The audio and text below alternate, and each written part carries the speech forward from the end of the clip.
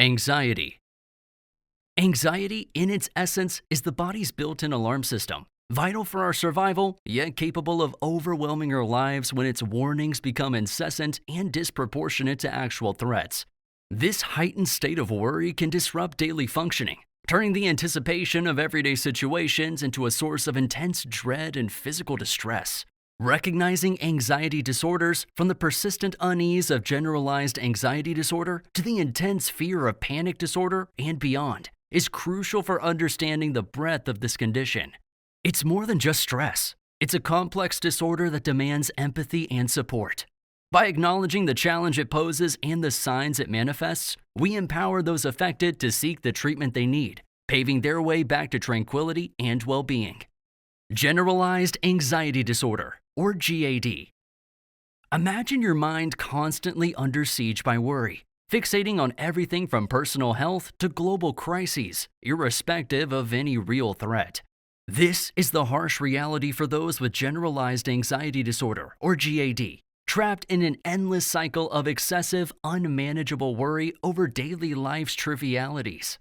Their internal alarm system is cranked to the max, turning the dial of anxiety up to levels that make peace and relaxation seem like foreign concepts. Beyond the mental torment, GAD manifests physically. Restlessness, unshakable fatigue, muscle tension, and disruptive sleep patterns are common, making every day a struggle for equilibrium. This isn't just the usual nervousness felt before major events. It's a deep-seated dread clouding every moment, a constant expectation of disaster that makes normalcy a distant memory. Individuals with GAD live in a world painted in shades of fear, where every decision is overshadowed by what-ifs and worst-case scenarios.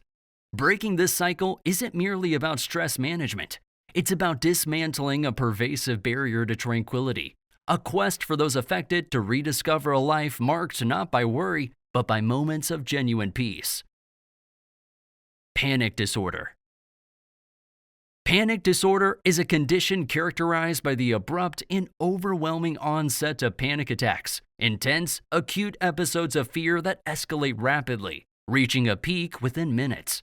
Imagine the terror of feeling your heart racing uncontrollably, your palms drenched in sweat, your body trembling uncontrollably, and gasping for air as if each breath might be your last.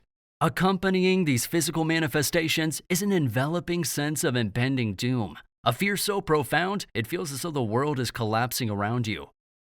The sheer unpredictability of these attacks adds another layer of distress, as individuals live in constant apprehension of when the next wave of panic will strike. This fear often becomes so pervasive that it leads them to steer clear of places or situations associated with past episodes, significantly narrowing their world.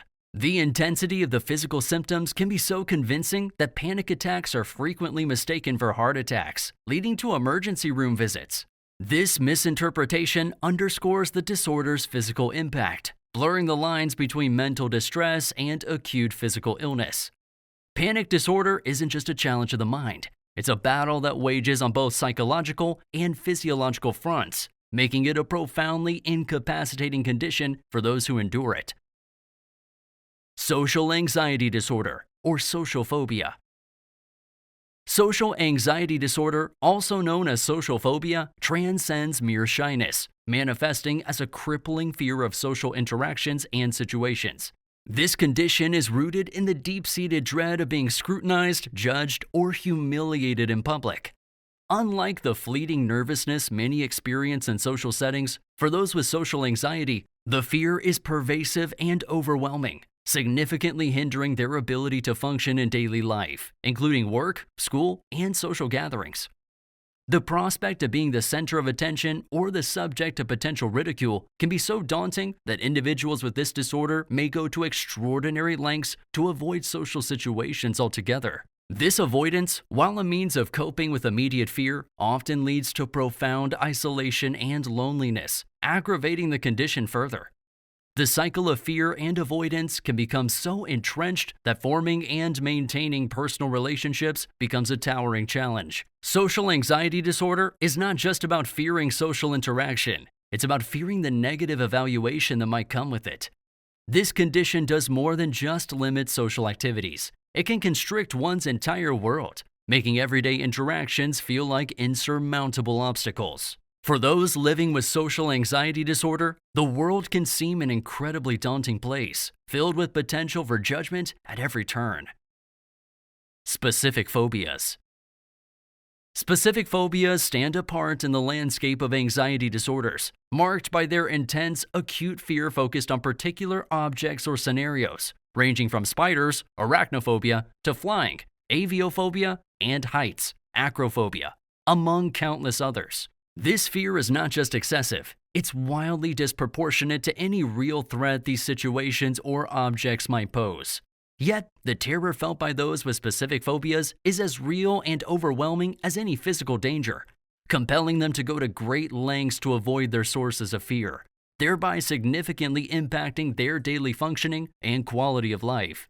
The physical and emotional turmoil triggered by encountering or even the thought of encountering their phobic stimulus can mimic the overwhelming sensations of a panic attack. Rapid heartbeat, difficulty breathing, and a pervasive sense of dread are common responses, hijacking the body's natural alarm system and putting it into overdrive. This extreme anxiety not only disrupts lives, but can also confine individuals within a prison of fear, where avoidance becomes a coping mechanism that restricts their activities, choices, and experiences.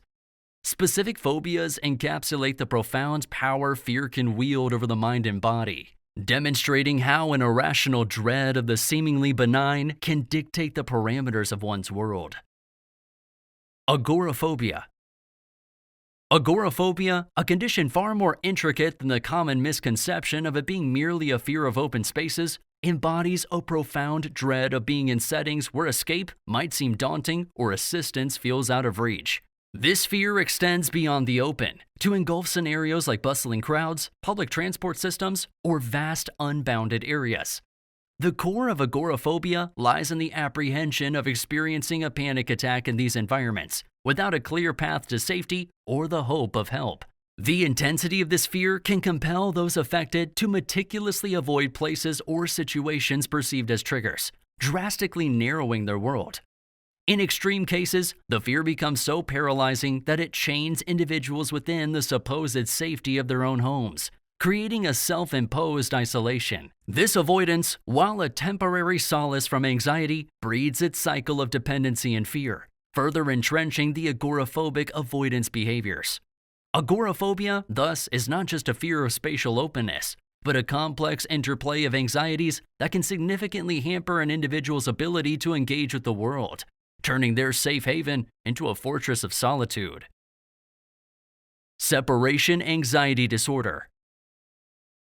Separation anxiety disorder transcends the normal developmental fears of separation seen in early childhood, evolving into a profound and persistent dread of being apart from home or loved ones. This disorder affects both children and adults, tethering them to their safe zones or figures of attachment with an invisible but unyielding cord of anxiety. The mere thought of separation can trigger overwhelming distress, manifesting in physical symptoms and intense worry about the well-being of the attachment figures or fears of untoward events befalling them or themselves during the separation. This condition does more than cling. It significantly disrupts daily functioning. For children, it might mean a refusal to go to school, nightmares about separation, or physical complaints. Adults, too, may find their social, occupational, and personal lives constrained, as the anxiety impedes their ability to work, socialize, and even engage in routine activities outside their comfort zones. The persistence of this disorder beyond the expected age marks a deviation from typical developmental patterns, signifying a deeper anxiety issue that challenges the individual's independence and their ability to navigate the world autonomously. Separation anxiety disorder thus represents a critical barrier to personal growth and development, emphasizing the need for understanding and intervention to help those affected forge connections and embrace life beyond their fears. Selective mutism. Selective mutism is a multifaceted anxiety disorder that goes far beyond the simplicity of shyness or a willful refusal to speak. It manifests as a profound inability to speak in certain social settings, despite the individual having the ability to communicate effectively in comfortable or familiar environments. Predominantly identified in children, this condition isn't about choosing not to speak, but rather finding oneself physically unable to utter words in specific scenarios, such as at school or in public places, while being articulate in others, like at home or with close family. This paradoxical disorder can have far-reaching consequences for a child's life, impacting their social integration and academic performance. In the classroom, a child with selective mutism might be unable to answer questions, participate in discussions, or even ask for help, despite understanding the material and being verbally active in less intimidating or more secure settings. This inability to speak can be misinterpreted as disobedience or lack of interest, further alienating the child and exacerbating the condition.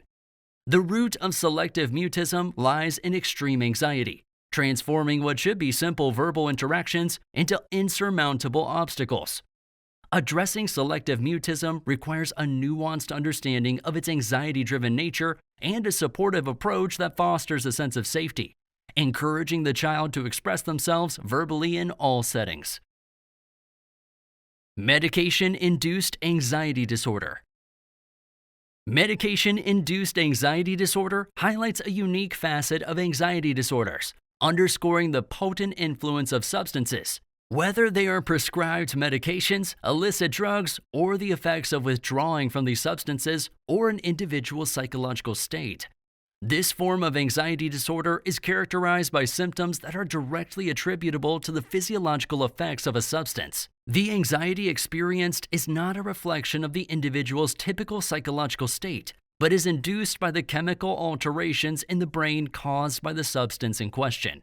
The implications of this disorder are profound, as it can severely impact an individual's quality of life, mimicking the symptoms of other anxiety disorders but with a distinct cause. The challenge lies in accurately identifying the substance responsible for the anxiety symptoms, a critical step that requires careful evaluation and sometimes a process of elimination. Once identified, the pathway to alleviating the anxiety involves addressing the use of the offending substance, whether it means adjusting the dosage, changing medications, or addressing drug dependency issues.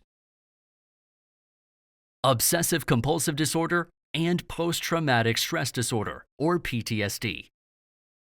Obsessive-compulsive disorder, or OCD, and post-traumatic stress disorder, or PTSD, occupy distinct categories within the DSM-5. Yet both retain profound connections to the realm of anxiety, underscored by the anxiety-driven nature of their symptoms.